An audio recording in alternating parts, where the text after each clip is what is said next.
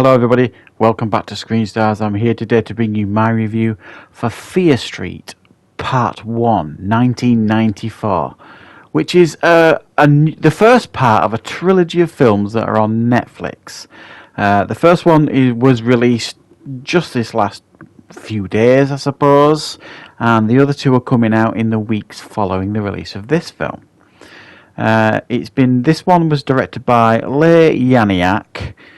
And essentially, I didn't really know about these series of films until, I don't know, maybe a week ago, and I started seeing trailers and people showing a lot of interest in this trilogy of films. And from my understanding, these films are based on a series of books.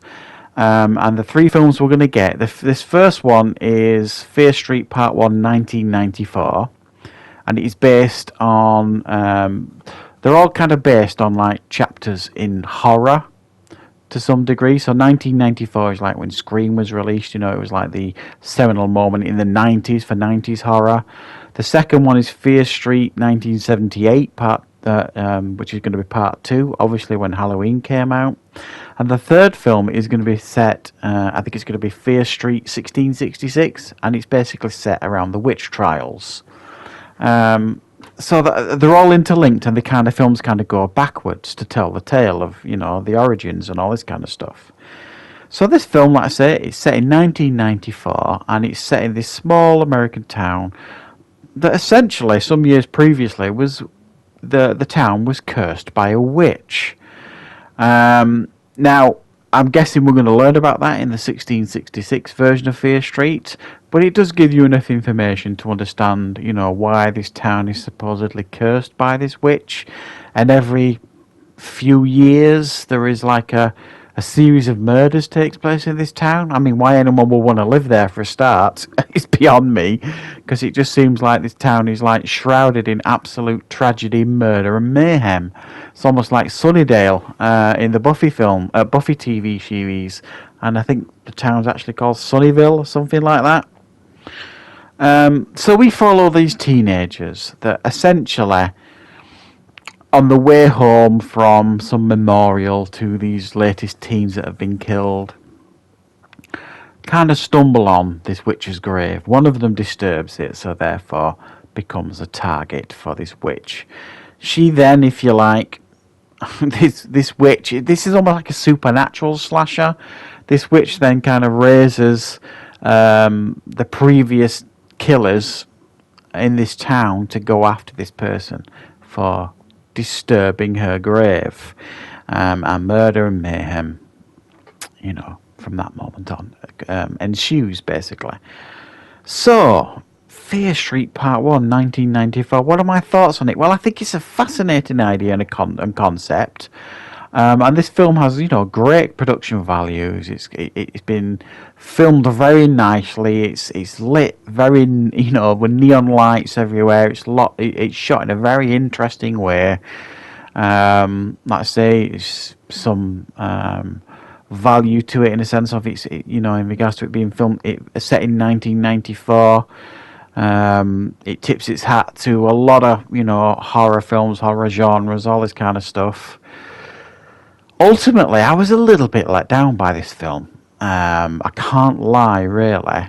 I thought it very rarely went beyond a generic slasher.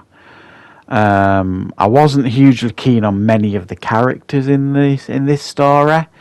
A couple were interesting, and ultimately the film broke its own rules consistently.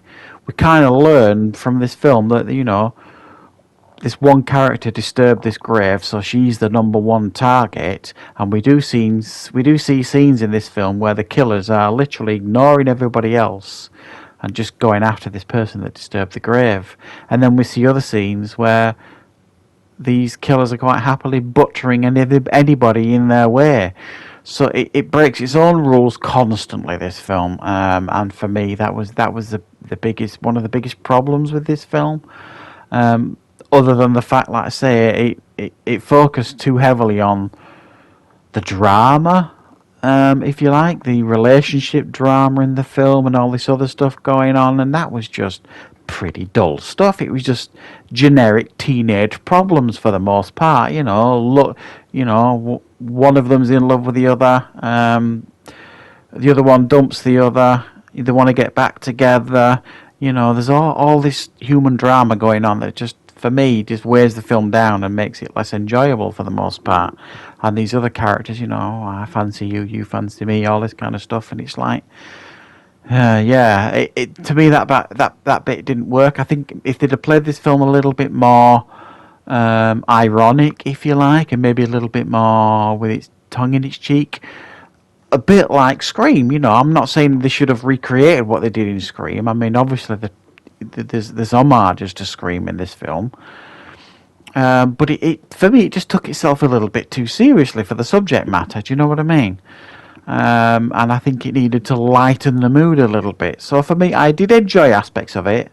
The killers weren't in it enough for me. There was far too much focus on the human drama, less focus on the killers, which to me, if you're making a slasher film, was a bit of a mistake. But what I saw, I enjoyed. I will definitely look forward to the other two, and I'll give this one a 6 out of 10. Did you see this film? Let me know what you thought in the comments, and I will be back on the channel with plenty more reviews and content very, very soon.